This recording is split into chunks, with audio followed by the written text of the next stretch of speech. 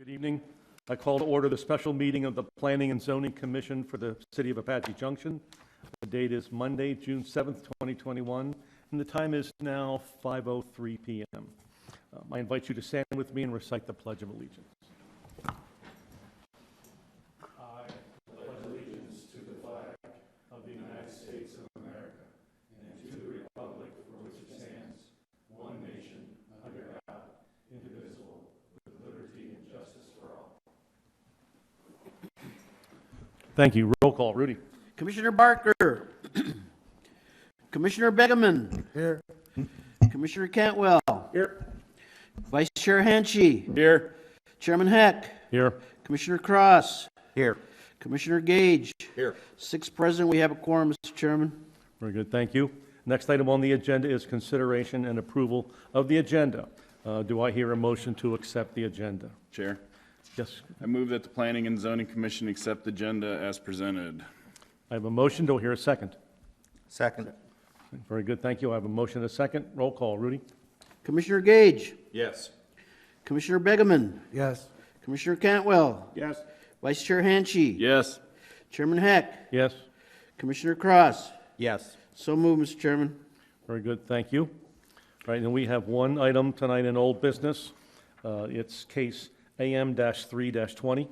It's a presentation and discussion by representatives of D.R. Horton and Brookfield Residential, the proposed master plan community rezoning for auction property at Superstition Vistas. Master plan community draft April 14th, 2021, consisting of 2,783 acres. And I believe I'll call Karen to the podium.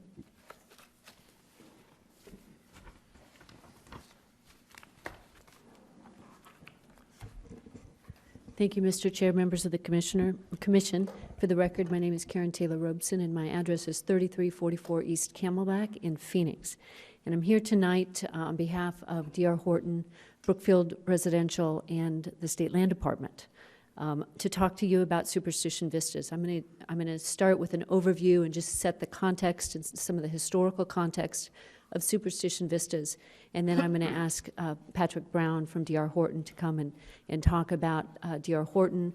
Then we will have Dee McDonald from Brookfield talk about Brookfield, the two developers, and then our planner will run through the bulk of this presentation. And I believe we have about an hour and a half scheduled, so we're happy to answer questions and any, throughout the presentation, if you have any questions, please interrupt and ask them. So Superstition Vistas, I think all of you are aware of the property itself, or the entirety of Superstition Vistas, which is 275 square miles, about 170,000 acres, comparable in size to Mesa, Tempe, and Chandler combined. So it is obviously a very large piece of property owned in trust by the Arizona State Land Department.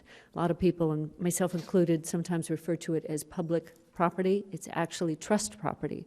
At the time that Arizona became a state, our enabling statutes included provision of trust land to be held in trust by the state for the benefit of our education beneficiaries, primarily K-12 schools, but also our universities and a couple other education institutions. So it's a slight distinction, but it's not public land in the sense that most people think of it. This land, in addition, a lot of people think about when the land is sold, that money, whether it's either sold or leased, it goes into the permanent fund or the general fund and then goes into the account for the schools. That's only half of the equation. The other half of the equation is that once we put land onto the tax rolls, it becomes an economic engine for the local governments and the state in general. Arizona only has 17% of our land is privately held. 83% is in some sort of public ownership or in trust. And so we only have 17% of our land that's generating taxes for the general fund. And so I think it's important to remember as we go through this process, not only are we benefiting the education system in Arizona, but we're also benefiting the economy in general. So significant regional planning efforts have occurred over 15 years, over the past 15 years. In fact, I think it might be closer to 20 years. All of these quasi and public participants have been involved over that period of time. In particular, the State Land Department, for obvious reasons. They're the fiduciary of the trust property. Maricopa County, Town of Queen Creek, MAG, Pinal County, City of Mesa, because this property is on the eastern edge of the City of Mesa, and then the Phoenix Mesa Gateway Airport. And while it's not in the Superstition Vistas area proper, it clearly has an impact on what happens with the development of this property. In addition, as we have been working with your staff, and I should have thanked your staff from the outset, Rudy and Larry and Joel and Sydney are really the tip of the iceberg of the members of your staff that have been involved in this process for an awful long time, and they have been really a partner of sorts as we have worked through the entitlements for the first phase of Superstition Vistas. So on the screen right now are the various entities that we've been working with. Obviously, Apache Junction, but also the schools, the water district, the sewer district, and the Superstition Fire and Medical. In addition, business and community organizations have been involved in the planning for Superstition Vistas over the 15-plus years. You can see all the participants, and this is just some of them that have participated, their time and expertise and resources. But notably, the East Valley Partnership. And there's a gentleman here I'd like to introduce and have him speak for a couple minutes, Rock Arnett. Rock was really the mover behind the planning over these many years of Superstition Vistas. And without him, I don't think we would be here today because of all of the work that he's done in the region for this important piece of property for everyone. And while we hope that the first phase of Superstition Vistas really becomes the gold standard for you, we also believe that we will be able to set the bar for everyone that follows us. So with that, I would like to ask Rock to come up and give us a little bit more color on the history of the planning out here. Thank you, Karen, Chair and the board. What a delight it is for me to be here in Apache Junction yet again. 18 years ago, I came out here and had lunch with George Hoffman and Sandy Smith, and as we sat down and had lunch, George said to me, "I don't know you, but I don't like you, and I don't like what you're doing." And that's how we started this process. There had been some conversations with governments and others about how you handled different issues in the state land, and there was some conversation that Mesa wanted to move the county line east, and Sandy Smith accused me of coming out here to move the county line east and bring all that property into Mesa, and that just was not the case at all. We started this project back in 2003, 18 years ago, and Chuck Backus, who many of you know, has property up in the Superstition area, a ranch, a beautiful ranch, was the chairman of East Valley Partnership, and I was its first full-time paid president. He said, we need to develop this entire area of Superstition Vistas, and we needed to have money to do it. And so he and I decided that it would be appropriate, since this land is part of the Salt River Project service area, 95% is Salt River Project all the way down to Florence, with the exception of about 5%, we would go to Salt River Project and they would pay for the whole thing. Well, in his wise reaction, Dick Silverman, who was then the general manager, said, I'll help you and we'll put up a goodly sum of money, but you need to go out and get all the partners that are involved. And so we went about and put together a coalition of players: Pinal County, City of Mesa, Apache Junction, Queen Creek, Salt River Project, Central Arizona Project, Lincoln Institute, Sonoran Institute, and the East Valley Partnership all came together, and I went around and we raised $1.6 million to put together a comprehensive plan for this wonderful property. And here it is now, 18 years later, and this possibility of the development starting is nothing short of very rewarding to me. So a couple of people that ought to be mentioned is Mark Winkleman, who was then the commissioner of the land department, his deputy, Richard Hubbard, Chuck Backus, and one of the guiding lights in my mind was Grady Gamage, who gave us a lot of direction. So the name came from, and this will be my last comment, I had been with Sandy Smith down south in Santan working on a project for a park in Pinal County. And as I was driving back, all of a sudden, the masthead and the full sweep of the Superstition Mountains came into view. And as I was riding in my truck, I took out my pad and started writing names. Vision of Superstition, Superstition View, and then it came Superstition Vistas came to me, and I got back, when I got home, I called Chuck Backus and I said, Chuck, can we name this Superstition Vistas? And he said, let's go. And that's how the name came, and it's very rewarding to see that these good people now have taken the bid and are going to move it forward. And congratulations to you all, because this is going to be a phenomenal addition to Apache Junction. Thank you very much.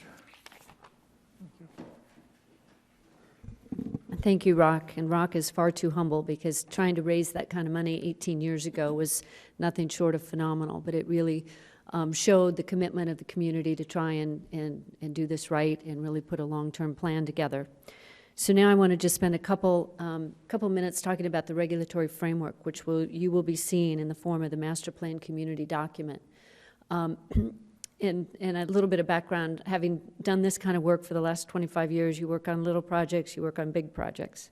When you get into the major master plan communities, in particular ones that are multiple thousands of acres that are going to be developed typically over multiple economic cycles, the goal is to have the appointed and elected officials really define with some detail, define the parameters within which you're going to navigate over the course of the development of that property. And I've got a couple examples here that I wanted to point to. Crossroads on the top here, that's a parcel of state land that actually I was involved in zoning back in 2002. So nearly 20 years ago, we did the zoning on it. We use the same construct that we're asking to be used today. That took many, many years because of the economic cycle for that development to start. Eastmark is one that you may be familiar with, just to the west of here. Brookfield, who's here tonight, are the developers of Eastmark. We did that. We started that project in 2006. Then, of course, 2008 came along and the world kind of fell apart. But again, the zoning construct, the outlines of that zoning case is the same thing that we are asking Apache Junction to approve. You will see overall densities and intensities in a land use budget. You'll see development units, both for the auction property and the retained property that Andy will get into. And the land use budgets will work within those development units. But what we're asking for is the ability to move things around over time within those parameters. And importantly, what we're asking is that whatever it is we're building or planning to build will be met with appropriate sized and scale of infrastructure, whether it's water, sewer, roads, public facilities.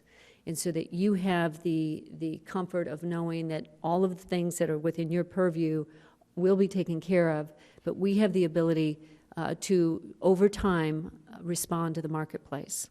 And Eastmark, I'll give you an example. I don't know how many of you were here back in 2006, 7, and 8 when we did that zoning case, but we had, at the time, we had planned to build a Gaylord Hotel and Convention Center on Elliott Road. When the world fell apart, that wasn't going to happen anymore. Then, a couple years later, we had a user come to town, well, actually in town, who was going to go elsewhere, First Solar, to build a 1.3 million square foot facility. Because of the flexibility in the entitlements, we were able to accommodate them, and if we weren't, they were going to New Mexico. And so our ability to quickly respond with the city of Mesa allowed us to land for solar, which is now Apple. Apple is now, if you're following the Elliott Road Tech Corridor in Mesa, there is any number of other high-tech users along that corridor, and there'll be others announced shortly. But again, I'm using that as an example to tell you we can't predict with any specificity what we're going to be doing 10 years from now. If we stood up here tonight and said we know exactly where everything's going to go over the next 10 years, you can rest assured that we're not being forthright, because we don't know. We don't have that kind of crystal ball. But we want to make sure that the city has everything they need to make sure we're staying within the ultimate boundaries of what is approved. So Crossroads and Eastmark are two examples of the same type of zoning that we are seeking in Apache Junction. Lessons learned. This is, I think, I don't know how many of you are familiar with the Portales case. The State Land Department took this piece of property out to the marketplace many years ago, and unfortunately, when a downturn hit, the developer disappeared. So one critical distinction of our auction that occurred last November and this auction is the State Land Department, for the first time, allowed the auction to be determined by both highest and best, right? It was both qualitative and quantitative. And it was the first time that had occurred, even though our Constitution allows state land to be auctioned to the highest and best bidder. It had never been done before. So in this case, State Land Department pre-qualified the bidders because they wanted to avoid the Portales situation.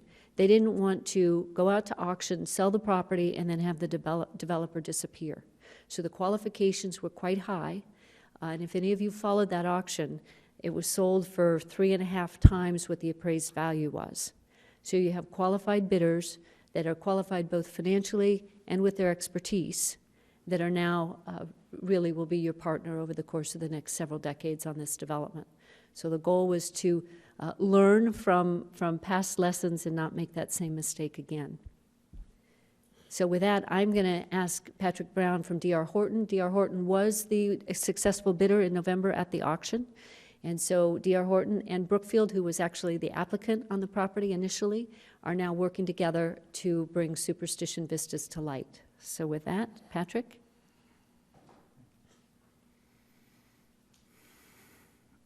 Thank you. Chair, members of the commission, Patrick Brown, Vice President of Land. Very excited to be up here and share with you our vision of what is going to make Superstition Vistas something really special and something that I know D.R. Horton's extremely proud of, I know Brookfield's extremely proud of, and I sure think you guys in Apache Junction will be as well. Community master plans do not come together overnight. As Karen said, there's been a number of people that have been involved with this project for 18 plus years, and many are still part of the team. But the only way to make master plans successful is by building a great team that believes in your vision, that wants to help you execute it. And I couldn't be prouder of the team that we've selected. First, starting with Brookfield Residential, one of the leading master plan community developers in the entire country, plus the state. Arizona State Land Department is what I would say is my absolute favorite seller. And Mark Edelman here is from the state and knows that all too well. But we can't forget all the hard work that goes into it. And it really starts with the planners, ABLA, Swaback. Has done a phenomenal job taking what we envision and putting it on paper. Your amazing staff that is working with us to push us in directions that we didn't know we needed to get pushed to, but I think it's going to benefit the city of Apache Junction and also the master plans, and bringing up ideas to say, hey, think of it this way, think about this. And so we really do appreciate their time and efforts because it is a collaborative process, and without that, we're not going to end up with the best results. So appreciate their time and efforts. The engineers, we have Wood Patel and Hilgart Wilson, two of the best in the business. And last but not least, we can't do any of this without attorneys. So Joel, thank you for your time. Karen Taylor Robeson has been instrumental in creating this vision from the start with John Bradley from Brookfield and back even in the DMB days of getting this to where we're at today. Dana is our attorney as well. Belknap, who wasn't here, and Ed Bull also represents the state from a zoning perspective and has really helped craft our MPC documents to make sure that we are thoughtful, flexible, but make sure that it's attainable to continue to move forward. So who is D.R. Horton? I think many of you guys have seen us before, but we are known as America's builder. In the past 19 years, no other builder has come close to delivering the American dream like we have. We have put more than 830,000 families into homes, and that is something we are really excited to say. We are proud to be 19 years in a row the largest builder in the country, and I can tell you from DR and the corporate team all the way down, they believe it's a very noble and amazing profession that we get to do every single day. You don't have this kind of success without having a very diverse amount of products, from townhomes that you see on the screen to single-family residential to entry-level homes to apartments. A lot of these build-to-rent concepts are all now evolving in the state of Arizona, and it's exciting to say that we do all that plus more. We also have DHI Commercial, who's already excited to put a big sign on Ironwood and say, who wants to come here next? And so we've already had a number of folks very interested in the project and more to come on that. So with D.R. Horton, you get more than just a home builder. I think what's really missing in the 830,000 homes we deliver is the community aspect. As DR would say, it all starts with community. If you can't sell anything, or you can't sell something if they don't want to live in it. And he said that numerous times to me. And so we take a lot of pride in everything from our entry-level communities to what do those families need, what can they support, what can their HOA support. It's a holistic view in how we design and deliver communities to the homes. And I can tell you, it's really something we are very excited to deliver on in the Superstition Vista, is to truly make it a community. So what's different about Superstition Vistas to me versus what we do normal? And that's the master plan community aspect of it. There's something you can do with scale that you can't do on 20 acres. We have the flexibility, or not flexibility, but just the sheer nature of 2,700 acres to go plan and build. What that allows you to do is boundless opportunities with trails, amenitization, entry features, what homes you deliver, where you deliver them, the commercial that you try to attract, the schools and the churches, and it truly becomes one community. And that's what's, I think, the most fun. It's my favorite part of the job, is to do master plan communities. And coming up from Pulte Del Webb, where that's all I worked on, it's really fun to get back in this space. And I've said this to the corporate team a few times, and to DR himself, who's very involved still, is I can't wait till we're done with Superstition Vistas and look back, and I think we're going to say it's not only our best community that we've ever done in Arizona, but it's our best community we've ever done anywhere in the country. So with that being said, we couldn't make this happen, and we're one half of the puzzle, but I'd like to bring Dee McDonald up to talk a little bit about our builder partner, our development partner, Brookfield Residential, as what's really cool is you're going to get two distinct master plan communities within Superstition Vistas that will also spread into the retained property that Andy will talk about. But thank you for your time. So we can push to Move to the next slide. That one right there? Okay, cool. Good afternoon, Chair and Board. I'm Dee McDonald, and I represent senior leadership for Brookfield, Arizona. With me this afternoon, we have our Division President, John Bradley, and we also have our Vice President of Development, Bob Camerly. In 2012, Brookfield moved into the Arizona market, and the goal was to acquire large tracts of land to plan, develop, and sell master plan communities in sizes ranging from 1,000 to 10,000 acres. So the first task at hand, Mr. Bradley was successful in acquiring 50% ownership of the Eastmark community with our partners DMB Inc. The next task at hand was to focus on the West Valley, and in 2018, Brookfield was successful in acquiring 1,100 acres in Avondale, and in October of last year, we opened a new community that we're very proud of. In addition to those communities, it's named Alomar. In addition to those communities, we're also joint venture partners in a couple of other smaller communities, one called Vista Verde, located near the Verde River, and another one south of us in Queen Creek named Harvest. And so we've been very happy with our performance over the last few years. And the other thing we did in 2018 is Brookfield became the managing partner of Eastmark. And so we've made a lot of strides over the last few years in terms of developing the Brookfield brand. Brookfield also operates in 8 other markets in the U.S., including Hawaii, 3 locations in California, Austin, Texas, Denver, Colorado, Nashville, and D.C. And with the exception of Arizona, we build homes in all of our other markets until now.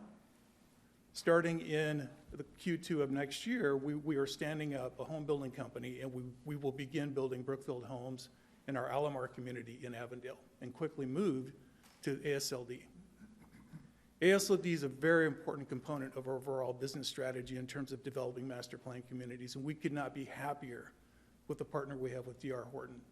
It's a phenomenal opportunity to build yet another, and not just one, but 2 master plan communities, and hopefully this relationship continues on.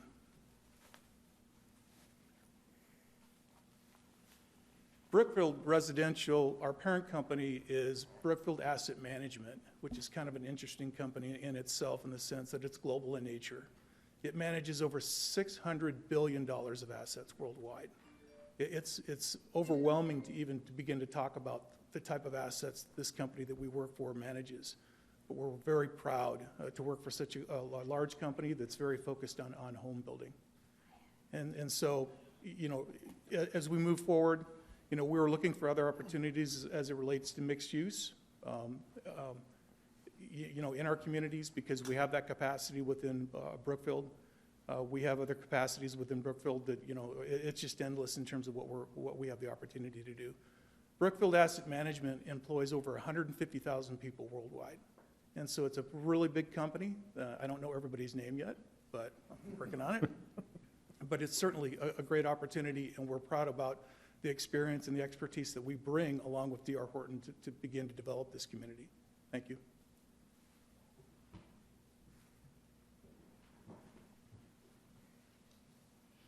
Thanks, Dee. Chairman, members of the commission, my name is Andy Barron. For the record, my address is 310 East Rio Salado Parkway in Tempe. So this evening I'm going to run you through, I guess, the high-level details of what's in the big document I'm sure you've all read cover to cover. Oh. Fully comprehend every piece of it. So I'm going to attempt to sort of explain what Karen was talking about, is this framework that allows us flexibility over time. And the city of Apache Junction has a great vehicle for that, the MPC zoning district. And specifically within their zoning ordinance, it actually talks about the flexibility that this MPC zoning district provides. Very critical for us in the duration of a project of this scale. So the first map I have up here is just to sort of orient everybody, and I think we kind of saw the bigger picture of the 275 square miles. This is really kind of located at that southwest corner of the project itself. So what you're looking at is about 8,100 acres, totally combined. Oh, the mouse works. So we have Baseline Road on the north, Meridian Road here on the west, and the SR-24 on the south, and then bound by the Cap Canal on the east. In the heart of it, sort of the orange color, is the auction property. And it's important to note that to the west is a substantial amount of already developed residential property. And then obviously we talked a lot about Eastmark. For those of you that don't know where Eastmark is, literally a mile to the west.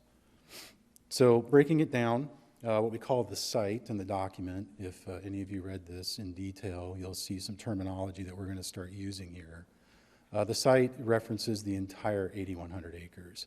And I think it's also important too, we like to use the imagery of Superstition Vistas to show how beautiful it is, but the proximity of the project truly to the mountain range, we're pretty far to the west. So we've included some imagery here that sort of shows the existing conditions, a little bit more native desert, obviously undeveloped. The auction property, again, this is more just to sort of show in context how it sits on its own in the proximity of the area, and then obviously some imagery to show some existing conditions. And then it looks really funny when we cut out the auction property, but the retained is what essentially the state will hold on to and hold for future auctions. And I'll get into a little bit more detail in a minute as we get into it. So there is an obligation for the developer. In this case, the contract does require D.R. Horton to apply and use commercially reasonable efforts to entitle both properties. So in this case, we are talking about the auction property tonight. I am going to spend a few minutes talking about the retained property as well. I have a similar process that we're going through, but more of the detail will come down the road when an applicant comes in. The entitlements themselves, and we'll talk about this, will have to be consistent with the master plans that were part of the auction, and then we have a series of infrastructure master plans that support the request for the land use budget that talk about density and intensity. In addition to that, there are several other agreements that we're working on. One is a pre-annexation development agreement, the annexation process itself, the MPC zoning document, which you've seen, and then a formation of some CFD districts for financing of public infrastructure.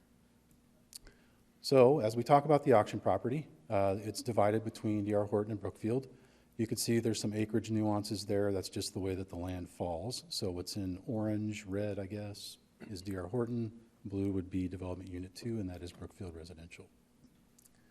So this is a little bit more of a detailed plan that we, that's Larry and Sydney, you guys probably haven't seen this yet, I apologize. But this is something more of what we're looking at, including in our next draft of the MPC, what we're going to call sort of a Swaback coins them a chassis plan. I like that name. So we'll call it a chassis plan. It's a framework that shows a network of roadways, general locations of park, general location of commercial, and you can see that in those varying colors there, that, you know, our major infrastructure, our major roadways are shown on the perimeters, our east-west connections are shown, you know, theoretic location, at least for us, at this point for Section 18. For the benefit of the Commission, we have submitted a detailed pre-application for the south piece, which we fondly call Section 19, and we are working currently on a pre-plat for all of the area that's south of this collector road alignment. So in the MPC itself, what you're seeing on the screen are symbols for parks, which the MPC gets into detail of explaining what those parks are, what scale they should be, and what type of amenities should be included in those parks. Similarly, when we talk about the open space, trails, circulation, there's criteria in the document that establishes what types of trails in a hierarchy should be included, the types of materials and surfaces, et cetera. And I'll get into a little bit more detail as we scroll through this. So this is kind of a snapshot of the D.R. Horton development unit. Same concept. There is a snapshot of the Brookfield Residential Development Unit. Similarly, there is a framework that establishes the overall roadway hierarchy, in this case, a network of district parks, as well as tentative locations for the commercial space. And what you probably can't see on there, and I probably should have talked about it a little bit, you see a lot of circles going around here. And what those circles represent is a walking distance, a 5-minute walk and a 10-minute walk, that shows the coverage that the parks networks that we're planning in these projects have. They're quite extensive. And it's a little bit lighter on this one, but you could see again that big framework of these parks and how strategically located they are and how they reach their tentacles out to the edges of the neighborhoods. So the residents that live within these communities will have fairly immediate access to various types of park program between both development units. And it is important to note, and I'm going to point this out, and I'm going to go back to this slide. It doesn't show the road, but Ironwood Road runs right through the middle of these projects and effectively bisects the land into two areas. So I think it's valuable to note that while the projects are different in character, the MPC itself and the criteria contained in the MPC are what usually establishes a cohesive development between the two sides of the roads. So we talked a little bit about land use budget. This table, a little bit fancy, but I'll break it down real simple. There's a category here that talks about units. Each development is allocated 5,470 units. So between the two development units, I didn't know how I did that, 10,940 units total. And of commercial, that's the only use that we generally have in here for non-residential. We don't have office or industrial or anything planned on this particular piece. We have planned up to 443,000 square feet of commercial services. So within the document itself, we'll talk about some of the master plans in a second, but everything within the MPC plan itself, this is what establishes the criteria. So the MPC plan and this table establish the densities and intensities that we can utilize. They are supported by the master studies, which we'll talk about in more detail in a moment. And then criteria within the document ties back to this table and how we support the density and intensity through development standards and design guidelines. So from that, the master plan, community plan, what you just saw was the land use budget. So again, think of this as a very high level element. It establishes the criteria for the density intensity. It talks about where the development units are located. It talks about the uses, so what types of residential, what types of commercial, if it's a service or a gas station or a hair salon or something of that nature, that's defined in the MPC itself. A little bit about the maintenance of the streets and the common areas, I think that's important to note. And then the development unit plan would be the next piece. I'm sorry, I thought there was one more piece there. So the development unit plan, what we're doing with this specifically, and you'll see that in the document, is it has a series of images, graphics, and text that start to take the elements of the land use budget and effectively turn it into a plan. So what's not in the document at this point was a little bit more detail. We were not at that level of detail yet. What you're seeing here is what we plan to include moving forward.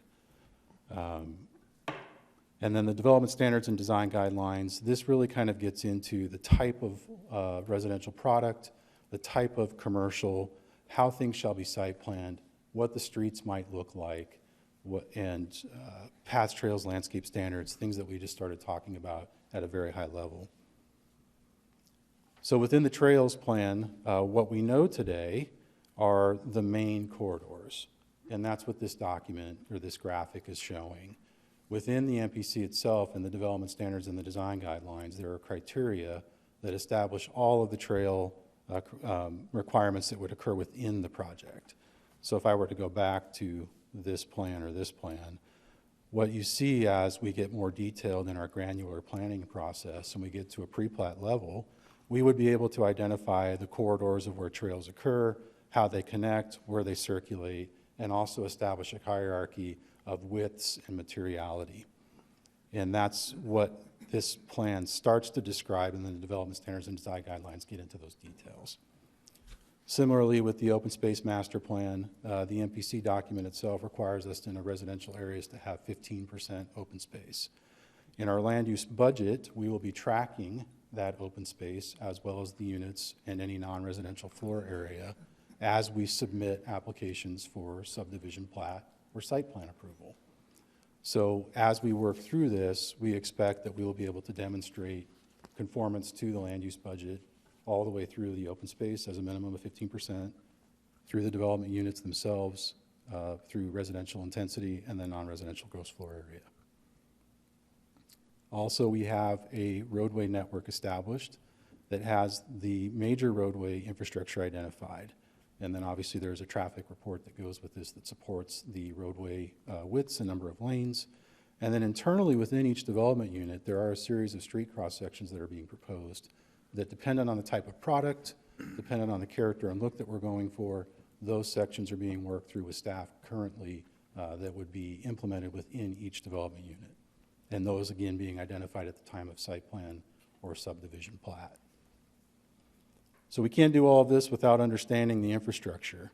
And I think what is important to note here is that we're focused on the auction property, but the sizing of all of these utilities, so this is a master water plan, so this sizing supports the development of the retained property as well. So remember, we're kind of in the middle here. So as the state brings other properties forward for auction and then ultimately disposition and development, those properties would connect to the network of infrastructure that's shown here. So that includes our roadway master plan, obviously our water master plan, our wastewater master plan, again, sized appropriately to convey flows from the retained property as well. The non-potable water systems, so gray water that could be used for irrigation or amenities, that's also sized. The drainage master plan, somewhat specific to the auction property, but establishes criteria for development around the edges, and then that obviously has an impact on what occurs with the retained property. And I guess we're into the retained property. So the retained property, high level, again, sort of this horseshoe-shaped development, 5,300 acres plus or minus. This is also split into a series of development units. So we started with developments 1 and 2, development units 1 and 2, which are in the middle here, and those are not numbered in this case. And then it sort of comes around counterclockwise in developments 3, 4, 5, 6, 7, and 8. In the allocation of our land use budget, we have contemplated, various types of development and intensity that may occur. So in our master studies, those reports that those graphics that I was just showing you, it is anticipated that along the SR24 alignment, that there may be more intensity in terms of non-residential, commercial, office, higher density residential. So the master studies take that into account.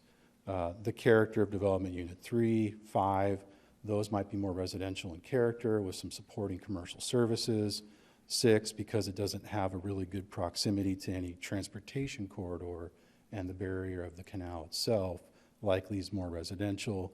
As we start to transition north of Elliott Road, that office industrial, kind of flex industrial uses start to make more sense. So all of those infrastructure master plans that we've kind of scrolled through fairly quickly are based on that notion that the types of uses are appropriately located based on their development, ultimate development conditions. So, and here we have a very similar table that breaks out the acreages for each of the proposed development units and then allocates those units, again, based on how I just described it, the location to a major transportation corridor, location to immediately adjacent other residential, or in this case, as you move further north, development unit 8, you'll notice has 0 residential units allocated to it because it's against some existing industrial development today. So we have thoughtfully gone through and allocated units based on our best interpretation, without having a crystal ball, as Karen said, of what we think may happen.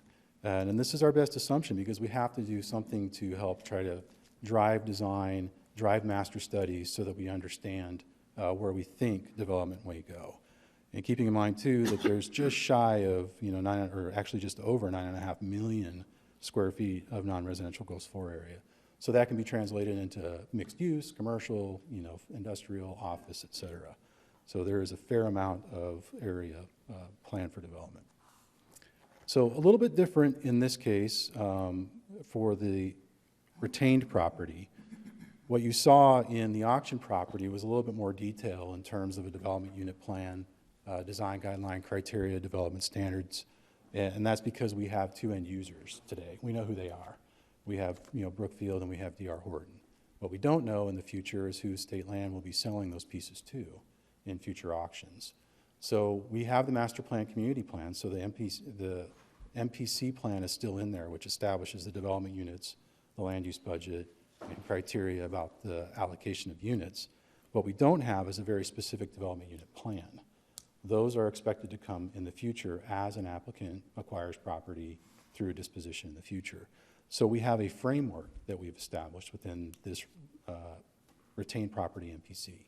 And that framework goes through and describes all of the things that a future applicant will have to provide to be able to move forward with subdivision plats and site plan submittals for future dispositions.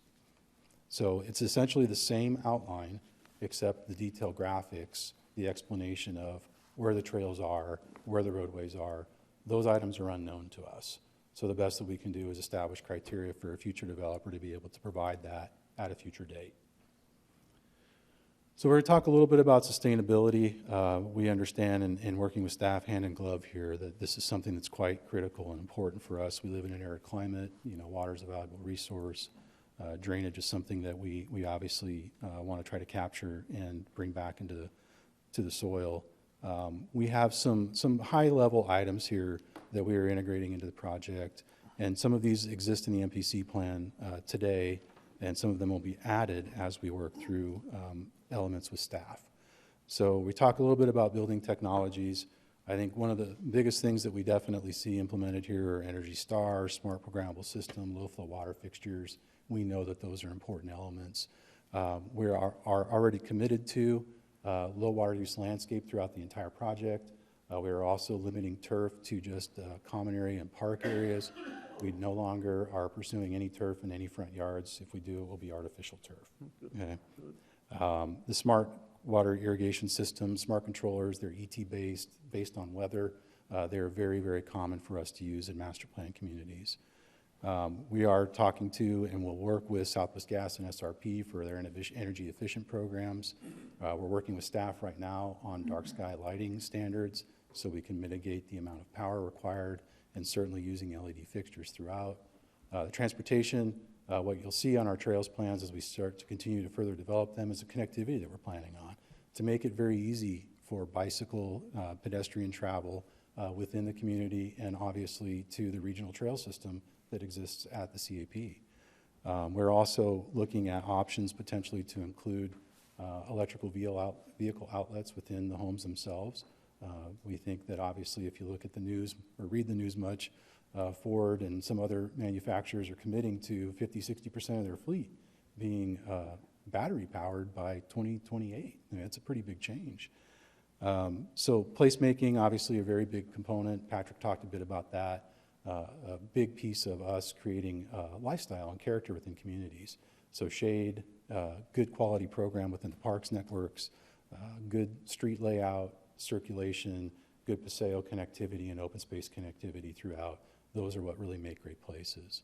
And then obviously reducing waste. We're going to be working with third-party partner with, I believe, is Republic Services on recycling and as best we can with the builders, reducing the construction waste. So big picture items that we feel are quality add to provide and develop a quality community. And I wanted to put a couple images in here as we're talking about a little bit about sustainability. And you'll notice that the message here being sent is that where we do have turf, we want it to be meaningful turf. We want it to be active play turf, and that may occur in retention areas when it rains, when it rains, right? It may not be usable, but that's obviously quite limited in our climate. So it's important to note that the organization of the landscape, the character, things of that will ebb and flow within each community based on the character that we're going for. But I think it was important to sort of show that we are committed to a little bit more of a drought-tolerant feel and look, but we still want to have active play components where it makes sense. And you'll see that again in somewhat of our park character. So you'll see some imagery here that's a blend of green, and you'll see some that's a blend of more landscape and just shade. And I think that's important to note as well. So with that said, I believe that's my last slide, and I want to leave a little bit of time for Q&A. It may not all be me, but we have a plethora of knowledge here that can answer any questions that you may have. Imagine we do have some questions, so I'll open it up first to members of the commission. Do you have questions? Okay. Speechless. All right. Robin, I have a couple, but if you're looking for them. Yes. I, first of all, would like to apologize for arriving late. I had the wrong time. My fault. I apologize. Well, you're here. Yes. These aren't walled communities, are they? Let me try to I may have missed understand the that part question. somewhere. Well, the homes themselves will have walls around them for sure.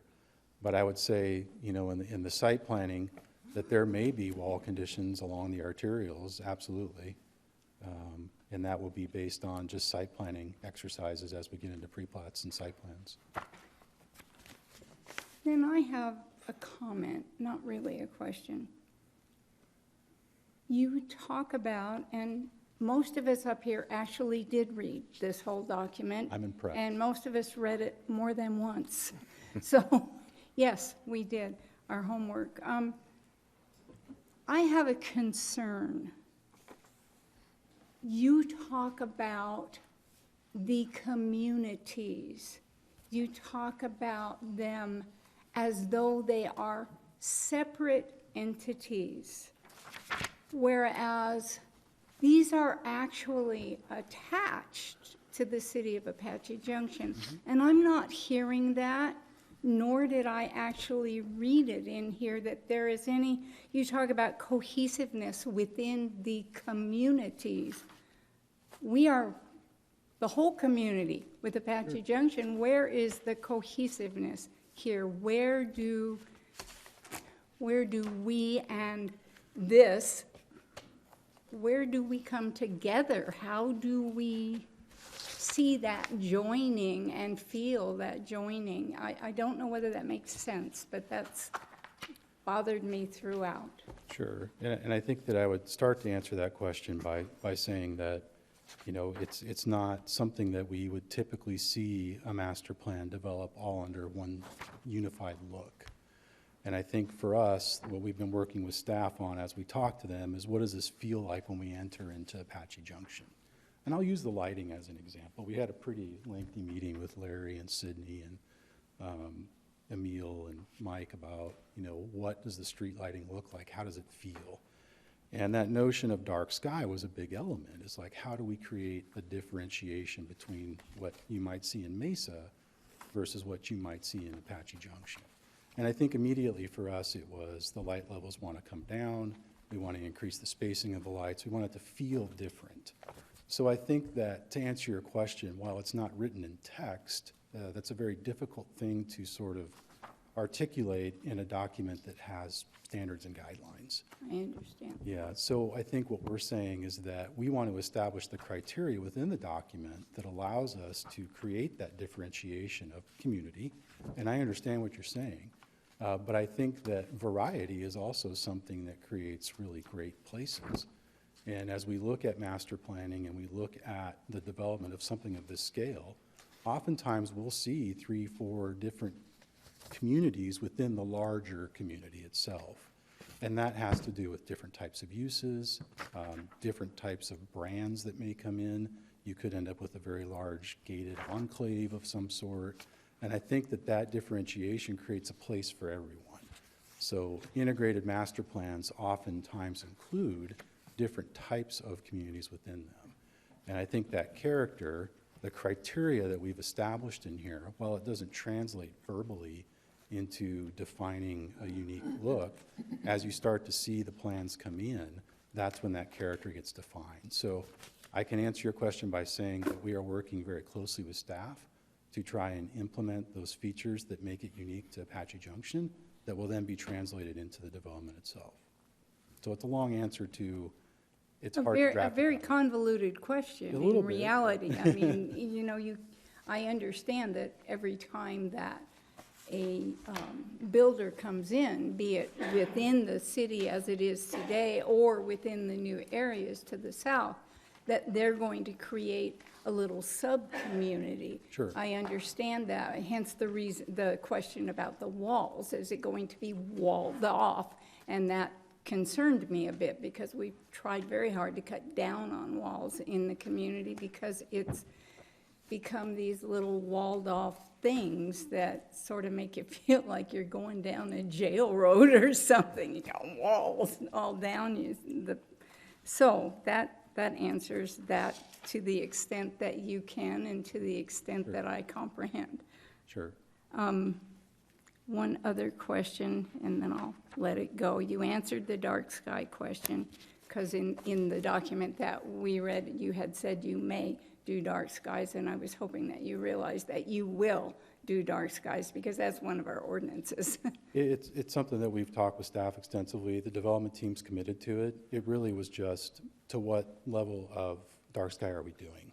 And Well, we that's don't where we're want to at. be pitch black, but Well, we it- also don't want to interfere with the fact that this is one of the few areas here in this part of the valley that you can actually see the sky at night. You know, so we kind of wanted to retain that feeling, I think. And I guess I thought that active open space was 25%, Larry. I didn't realize it was 15. I thought we talked about that last week, and I may well be wrong. I wrote it down in the book. So the, Yeah, I don't think there's anything in our MPC ordinance that's in the city code that specifies that. Okay, I guess you had Per said se. something about it for page 103 and their thing, and I wrote down 25%. I think one was on commercial, maybe Sydney has a better answer, commercial versus residential. Commissioner Barker, I think the confusion is the developer is offering 15% of total open space, but within that 15%, 25 of that percent will be active open. So that's the I distinction gotcha. there. Okay, active versus just open space. That's right. Thank you Commissioner very Barker much. and Sydney, I think that one clarification is that we're still working through some of these items with staff. Obviously, tonight, we're presenting kind of a snapshot of where we're at. And there are some testing and some other details that we're doing internally to make sure that there is a number that we can agree to that is functional. There were just a few of the things that concerned me, and I realized I missed half of the presentation, so I didn't want to continue to pick on things that you may have already covered. Thank you, Mr. Chair. Thank you. Andy, I have a couple questions. And one kind of relates in some measure to Robin's, or Commissioner Barker's concerns about the connection between Apache Junction here and Superstition Vistas. Now, I believe I saw for, I guess it's DUP1, there's 1,345 acres of residential, and then plus or minus 20 acres of commercial. Now, I am by no means a developer, so if I'm speaking out of just on, ignorance, I apologize, but that seems, I think one of the things that would appeal to our residents of Apache Junction would be the opportunity to enjoy, restaurants and opportunities to enjoy what's available at Superstition Vistas. And so there has to be enough of that to be an appeal beyond just what happens in the DUP1. Am I misunderstanding, or is this pretty typical ratio of residential to commercial? Chairman, a completely fair question. I'm going to answer your question by going to a bigger map. And specifically, I'm going to go to this one. And I think that commercial requires rooftops. Requires what? Rooftops. So houses need to be there for us to be able to develop that. So what we have allocated here, total between the two development units is 40 acres of potential commercial. And obviously, I think that Patrick had indicated that he had some interest internally already, and I think that that's fantastic. What's interesting is where we're at, the adjacency. Other commercial is usually supported by commercial, so there isn't any in the area. So I think what we'll end up likely seeing, and one of the reasons why from a master planning perspective, we've allocated a fair amount of the commercial down here on the retained property against the SR 24, because that is the major transportation corridor. We do believe that Ironwood obviously is a major transportation corridor, but this is one of those things that we just can't predict. And I think that, as Karen said, if we had a crystal ball, we'd be able to tell that, there is a potential for commercial development. We've allocated, based on our best practices in master planning, an acreage area that we feel is potentially developable. But that is 100% based on the market and the end users. So without any level of certainty, I can't make a commitment on behalf of either developer that there would be anything there today or even 5 years from now. But that being said, with development of residential, there will likely be some level of commercial. We just don't know how much. Okay, all right.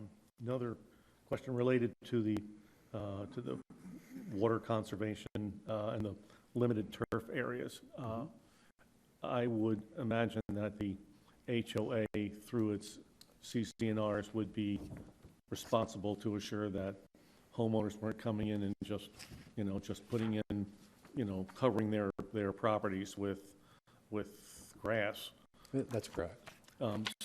Does the developer have any management or oversight of the HOA, or how, or once it's developed, they're on their own? Great question. I'll probably butcher this, and I may look to somebody else who's smarter on HOAs than me, but they stay involved for a period of time until it's turned over. Usually they do, but Chair, members of the commission, as far as HOA management, we will be the declarant on our development unit, and Brookfield would be the declarant. So we will actually own and manage the, well, not own, but own the or manage the HOA.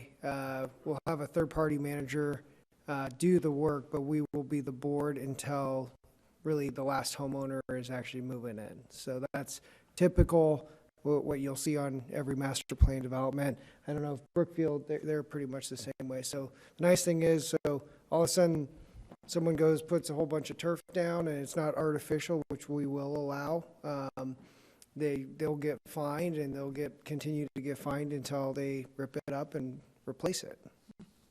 good, thank you. Any other questions for me, or? One other question that anybody, can you help me with, there's that term you used, water campus.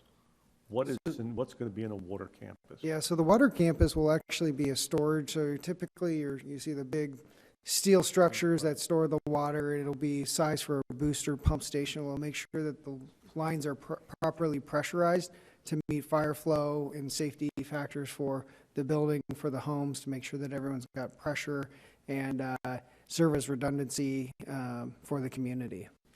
Okay, good, thank you. I'm sorry, okay, commissioners? I have a question. Yes. I don't know who wants to answer them, but I'll start off. Are you guys going to be offering solar as part of the construction of the houses, to where they can get more solar?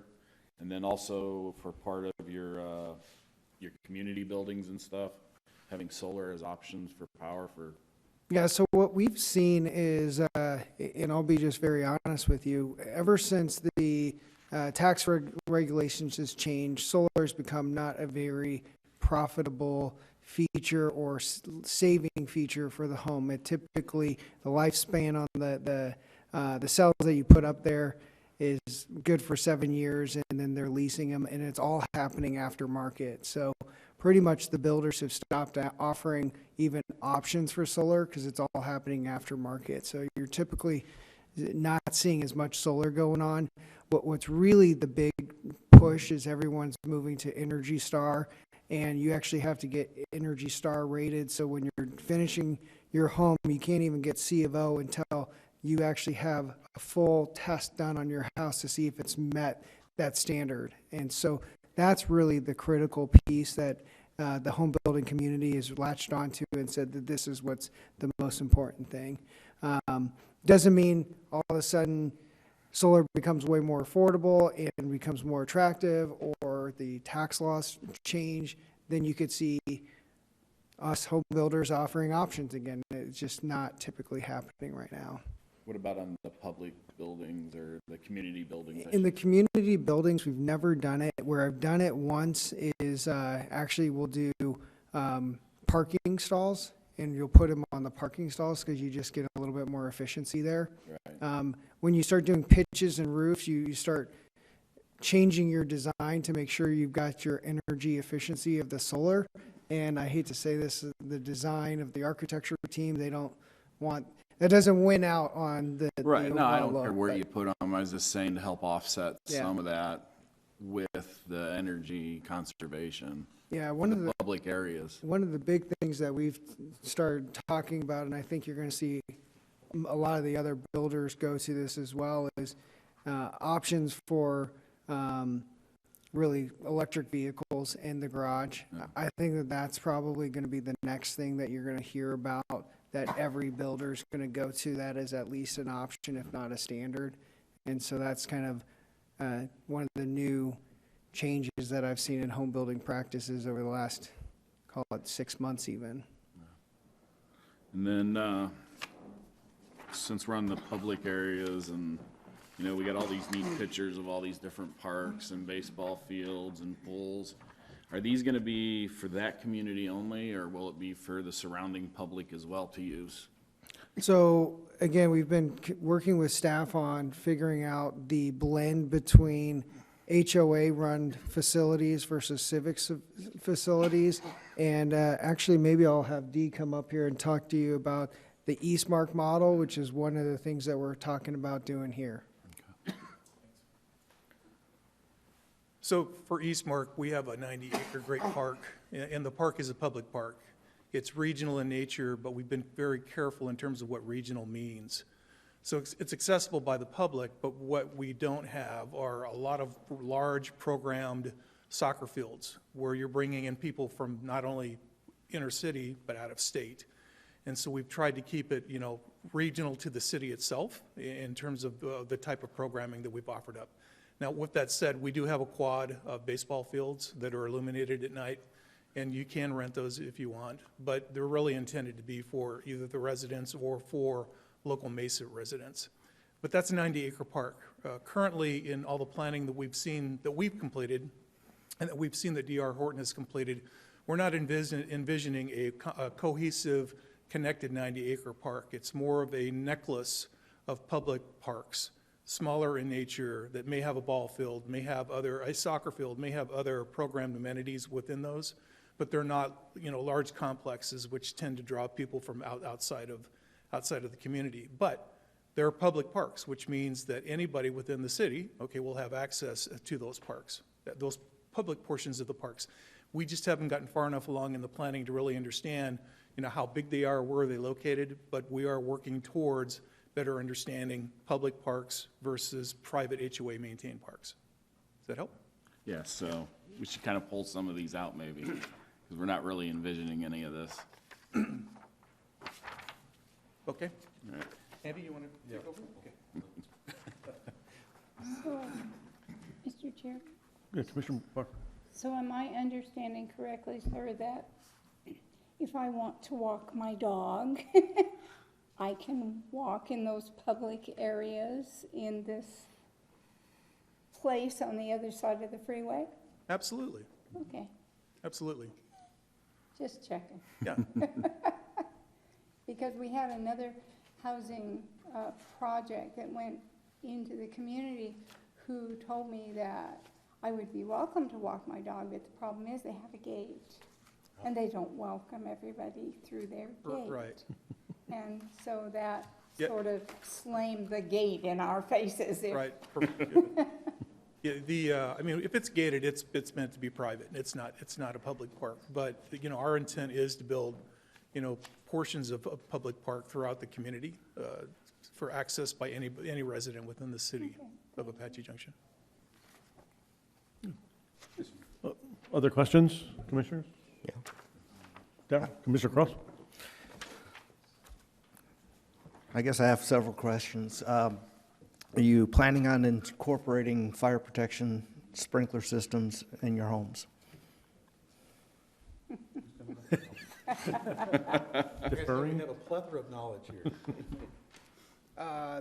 The answer would be, really, it's going to be up to the building code. And so depending on the size and what the building code states is what we're going to have to build to. But typically, we don't have fire suppression in the homes unless you get into duplexes or multifamily type projects. We've got townhomes and triplexes that absolutely has fire protection, same with duplexes. Yeah. But on your single family attached, unless you get to a certain size square footage, you don't.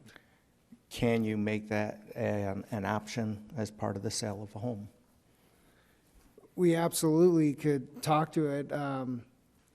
It's probably more of a staff and I'm in land department, I'd have to go talk to our vertical team and bring that back and say, hey, what would that would typically look like? We just don't typically do that. Okay. So, Mr. Chair, I'm sorry, yes. so I think we're preempted by state statute, really, from requiring, I think Scottsdale, if it's over 5,000 square feet, and if they adopted theirs prior to when the state came in and said cities cannot require sprinklers in single-family homes. Certainly for multifamily, we do and we can, and commercial, of course. But, so again, if the developers think it's an amenity and saves on fire insurance, they could do it, but the city really can't do it. Maybe Joel wanna. I believe it was a interesting lawsuit from the 80s or 90s, and that's when that came in. 80s. And we were preempted, so now if they want to offer it, that's up to them, but yeah, we can't really do that. No, wasn't suggesting that we mandate it. I was just suggesting that it'd be a nice option. It would be. It'd be, you know, because quite frankly, a good operating fire suppression system, if it's working, the chance of loss of life is next to nothing. Anyways, moving on. Garages, your home's going to be sized large enough to where people can park a truck in the garage? Hand off. Depends on what truck. Because I can tell you, I have a twin brother that has probably the biggest pickup truck I've ever seen, and he can't fit it in any garage. But Right. no, typically it's designed to handle your standard pickup truck that's 4-cab. We've started actually talking about adding options for garage extensions, which we got away from about 3-4 years ago, and bringing them back in just because of that same need is we're seeing more and more people getting bigger trucks and longer beds and needing the additional garage space, which is always nice. So it's something we are currently looking at, and we do have plans that already have garage option extensions, 2-foot and even a 4-foot extension. But we're still so early in this process to understand exactly which product we're going to bring out here. Okay. But it's nice to know that it's something that might be very well received out in this part of town. Sure it would be. Yep. On your trail systems, I know this part of the project, there really isn't a big need, but when you get into development 3 and 4, you have some properties to the west of Meridian and just slightly to the east of Meridian that are horse properties. Will any of these trails, or will you make any trails through there that'll be connectivity trails to the CAP that will accommodate equestrian?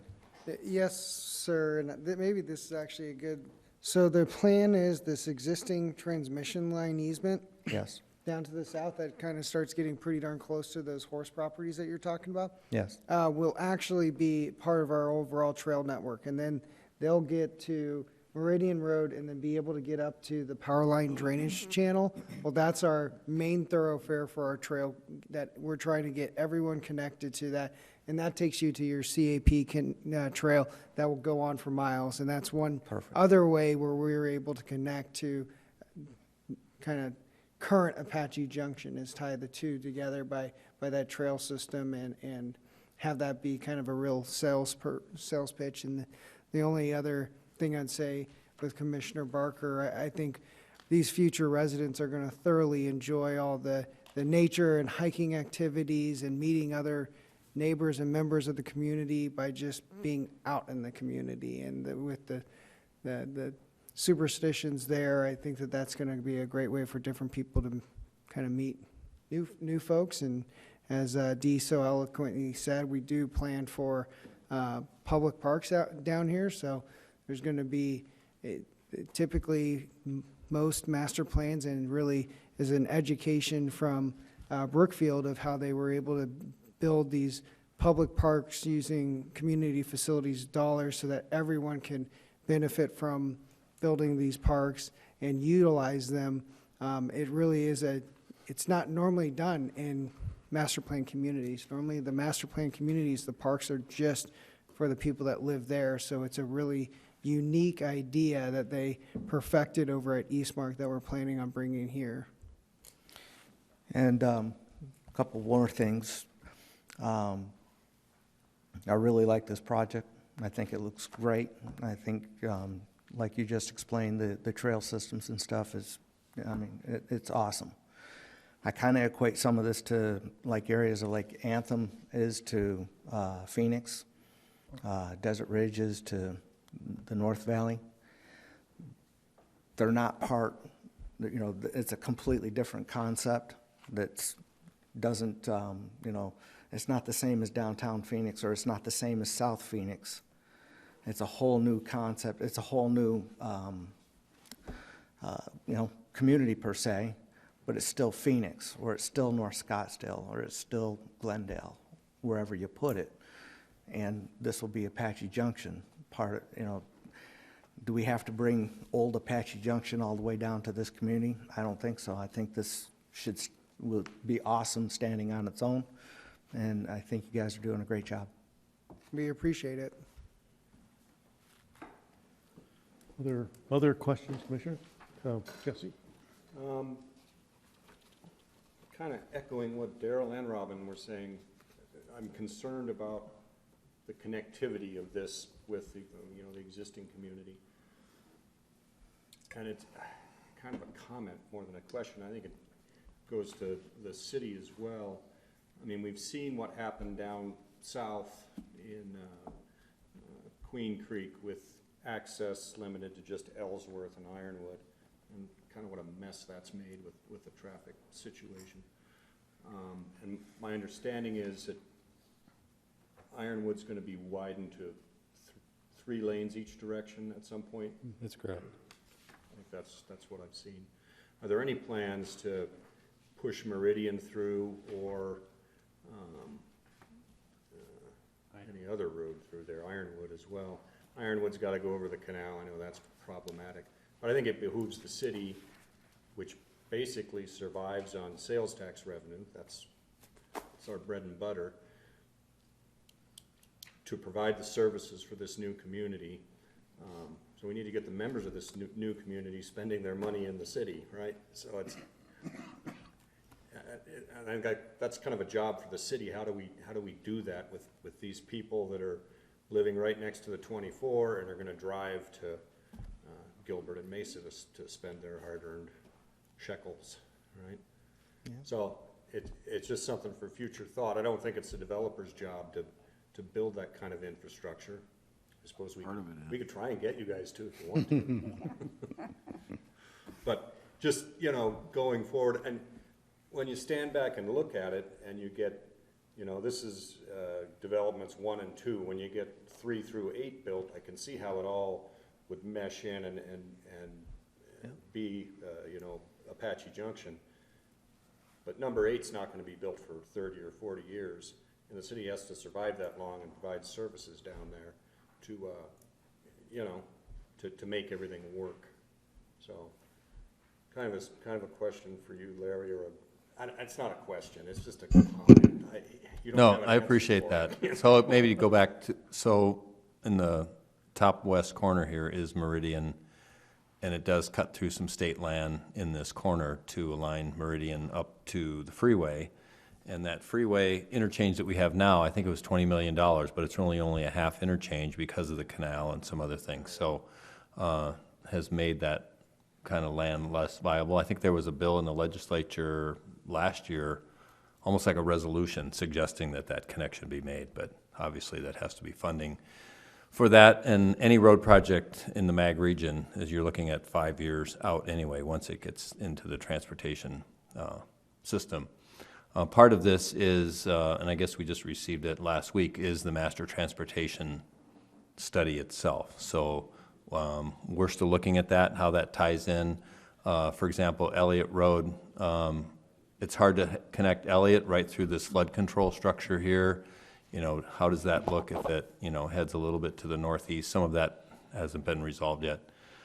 And the city does hope that there's commercial development, just as Queen Creek does, on either side of that freeway. In the larger sense, it would be nice to figure out a way that this would be Development Unit 3, instead of this being Development Unit 3, because there is some sense that this is going to take a long time. But really, the market has to be there. Someone has to approach the state and says, hey, we'd like to build the next First Solar. Hey, we'd like to buy this 500 acres here and develop it. So that's hard to determine. The marketplace kind of determines that. So the infrastructure, by and large, is in place with the US 60 there. So I think Mr. Arnett would like to comment on that. If I might, Mr. Chair, just last Friday, as a member of the Maricopa Association of Governments Transportation Policy Committee, of which I'm a member, we discussed Meridian Road, and Meridian came up. And the map that I saw, Meridian is being considered north and south and connecting to SR 24 in that plan. Now, that's not taking it to the bank, but currently it's being considered very seriously. And I suspect that one day that they will make that a full interchange at 60. Just thought I would give that information since Meridian came up. Thank you. Thank you. As long as we're on that subject, is there any discussion on Idaho in the future going through? Not at this point, because it does, intersects really with the flood control area that's Maricopa County Flood Control District, and how that their easement area is being shrunk, if you will, and there's plans for, like I said, Elliott could breach the canal, get over the canal, and have a shorter bridge span, but everything requires a bridge span, which gets very complicated. So earlier documents we saw maybe Idaho goes south, and then it's hard, and maybe at some point intersects with an Elliott. So maybe this comes down, this is bad, comes down at an angle, and then Elliott comes up to meet it. Again, there's some long-range transportation planning that needs to go on, especially with the north-south corridor that's on the east side, and how does the west side of the canal connect to the east side to the north-south corridor. Okay, so it's fair to say it's being looked at then anyway. It's fair to say it's, and there are other transportation studies going on, and the city, we have hired our own transportation consultant to look at Southwest Traffic Engineering, their study, to make sure that we're not just looking at the 4 square miles, that we're looking at the 8,100 acres, and how does that fit into a larger regional network. Again, over time, Mesa Gateway is doing a great job with developing the business industrial parks around Gateway and ASU and Technical College. But again, at some point, maybe this land becomes more, the city really needs to become proactive in saying, how does the city kind of capitalize on the eastern movement of the valley and start promoting this area just like Gateway is doing around the airport. I mean, we don't have an airport to sell, but we certainly have a lot of land and proximity to, and some other state land that is really the golf course here. I'm kind of stealing your diagram here, Andy, but this is state land, this is state land, and so there are certainly other opportunities in the 60 corridor. I'm sorry, state trust land. I got to correct myself. State trust land. I was going to correct you. Mark would be upset. Mr. Chair, Any question? Commissioner Barker? Larry, just a quick question. Isn't there an old MAG study that on Meridian that starts at Lost Dutchman and works its way up? I thought I had it, but I don't have it on this iPad. Well, any of those mile section roads are just like Ironwood, Tomahawk. They're all mile section roads, and they're all part of those MAG studies. I just remember Sure. sitting in a MAG meeting one day and having them go through that. Again, just when we improve those roads, we have to work with Pinell County, Maricopa County, Right. MAG, CAG, Right. and ADOT usually. So some of those projects get a little more complicated right in the county line. Other questions? Jesse, go ahead. Commissioner Gage. Infrastructure master plans, you guys raged through a couple of them on your presentation. They weren't included in the packet that I got. Does the city have them, and can we get them? Chair, Commissioner, those reports are separate. They're not a part of the MPC document themselves. This graphic would just be in there for a matter of convenience. So I'm certain that if you request them from staff, they can provide them. Okay. And then you also commented on, you know, you're building 1 and 2, we're running the infrastructure, we're running water, wastewater, purple pipe, all down there, and that they're being sized to cover 3 through 8 as well. Who oversees that design? Does the state have somebody that looks at that, or is the city checking it? Who gets to see that? You know, I'm not going to speculate. I think I know the answer, but I'm going to look to somebody that can probably make sure that I say it right. Commissioner Gage, to answer your question, it's really the city. So we've submitted all of our master plans to the state. They've reviewed them, given us comments. Our entire team, technical team, the engineers that have put it together. We actually have Wood Patel that put together the effluent and the sewer master plan.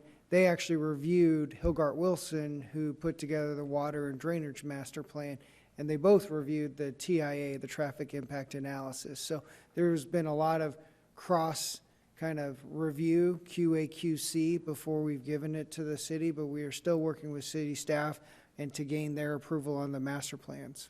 Okay. And then the only thing I'd kind of note is there's no rhyme or reason to 3 versus 7 down here.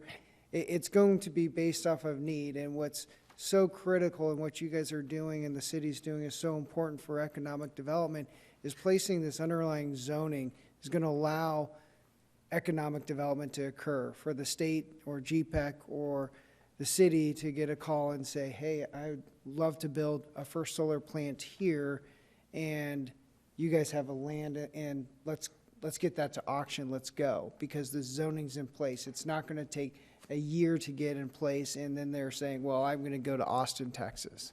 And that's what's so fundamentally important about what's happening is not only for this project, but for all the other pieces. I mean, the 24 is going to be here by, what, fall of 2022, I think?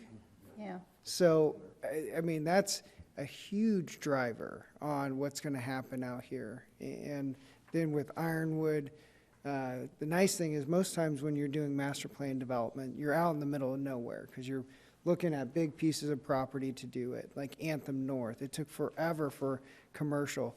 What's unique about this site for commercial and other development or other uses is Ironwood and how much travel it already gets. And that's why when I said we've already had calls, it's because of that. So it's a unique kind of on the edge of everything, but it's going to be able to get, you know, resources tapped into and commercial sales tax much faster than any other master plan that I've seen. So just want to, at least that's my crystal ball take on some of the possibilities that you guys probably don't realize. So just to answer that further, Commissioner Gage, is that, so Mike Loggins at the Water District has hired Carollo to look at the water. So there's a water master plan for his own needs at the Water District, and how that meshes up with the 4 square miles or the 8,100 acres. So they're looking at water reuse plans and stormwater.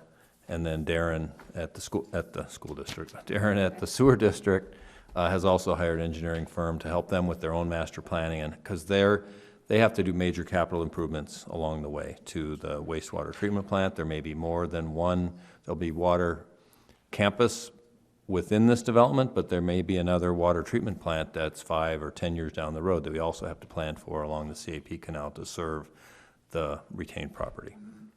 So all those are going on, and they're all being reviewed.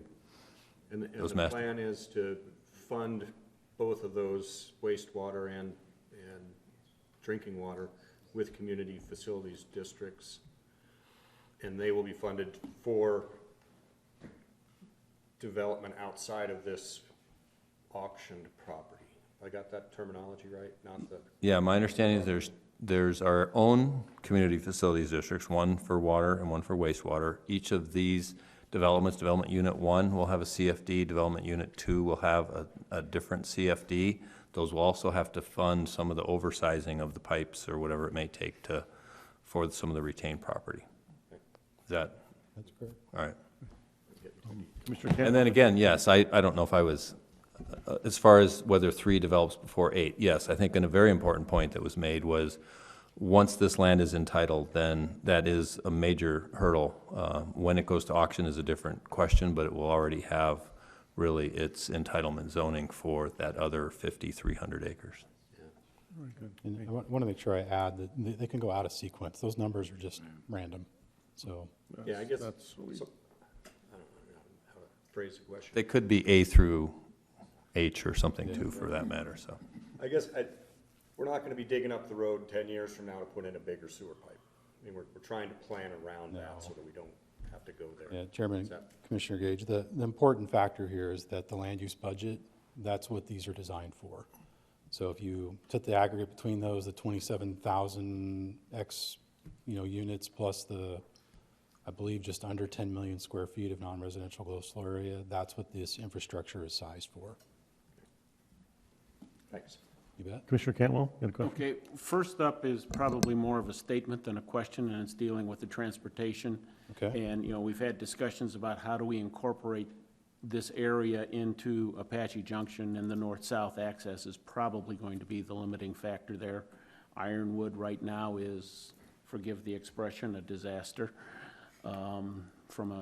Particularly during commutes, 24 should help that. I think from a commercial standpoint, a lot of these residents are going to be shopping in Mesa, at least initially, rather than in Apache Junction, but hopefully that will change over time, and if we can get the north-south access going better, that would be fine. So far, I've heard a lot of good things, okay, and having gone through the entire document, and what you've been talking about has all been very good, but right now it's words. So, it's nice fluff, forgive the expression, but the meat of, one of the things that did have some meat in this document was some changes to some of our zoning regarding setbacks, which are going to put basically larger houses on smaller lots, from what I can see. And when I take a look at some of the other developments, both down in Santan, over in Eastmark, I see that. It looks like things are pretty congested. I don't see a lot of opportunities for people to have backyards. And I'm wondering if this is going to be more of the same, or if there's going to be something different here. If somebody wants to put a pool in the backyard, you're not going to do that in 20 feet. So what kind of lot coverages are you really expecting? I think that, Chairman, Commissioner Cantwell, that question is really kind of based on the market demand.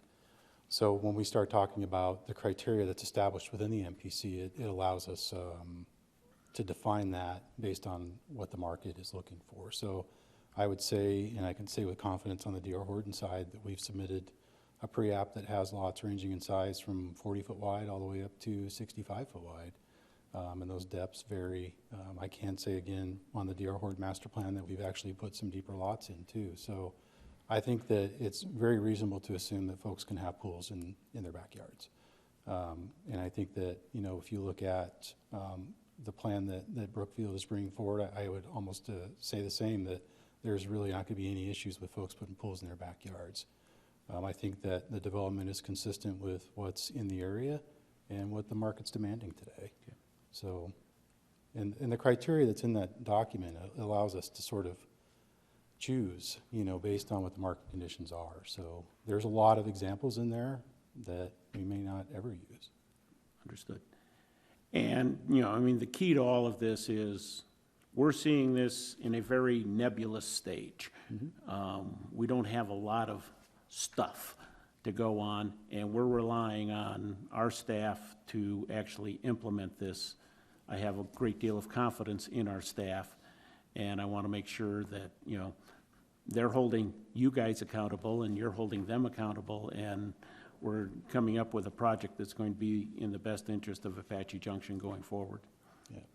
Chairman, Commissioner, I can say that with the utmost confidence and commitment that we have been working side by side with staff. It's been a really great experience, and There is a lot of push and pull, and we expect that, and I think at the end of the day, we're going to have a fantastic project that we're all proud about. Okay, good. And I will say, I had a conversation with Sidney prior to the meeting, and he expressed that same sentiment, which was, there is a real good exchange, and it has some hurdles to clear and some rough edges at times, but I was encouraged to hear that everyone's coming together and seeing this vision come together that will support Apache Junction, but also provide the opportunity for development for D.R. Horton and Brookfield. Absolutely. So, yep. Thanks for Any saying more nice things. questions? I got Yes. one question to kind of base off of your question.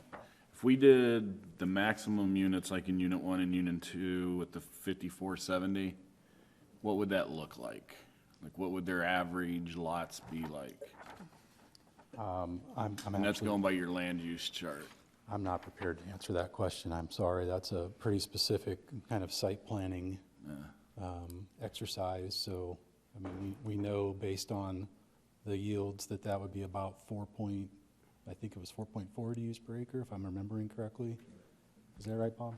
Yeah. Okay. So, that's, 10,000 square feet. 45 to That's 50 the- foot wide lots on average typically. Yeah. So it's a difficult one to answer because, I'm not, you know. yeah. When we look at master plans though, just to understand that we're looking at a blended Right. density. We may have some that perform at 10 units to the acre and others that are Right. 2.5. But see, I mean, in your own document, you're saying that's your maximum number of units, Correct. so we know we're not gonna go over that, so. That is absolutely correct. Yeah. There's I mean, I big, think that's fair, so. there's big implications if we go over. It's called a major amendment, so. Yeah. Good. All right. Any other questions from the commissioner? I believe you have answered all of our questions at this point, so, Andy, I thank you, and Patrick, thank you for all your efforts, Dee for as well, and Brock as well for your contribution to this. And at this point in time, if there is nothing else, no other questions or comments from the staff, I adjourn the meeting. Thank you all very much for your Thank you. time this evening.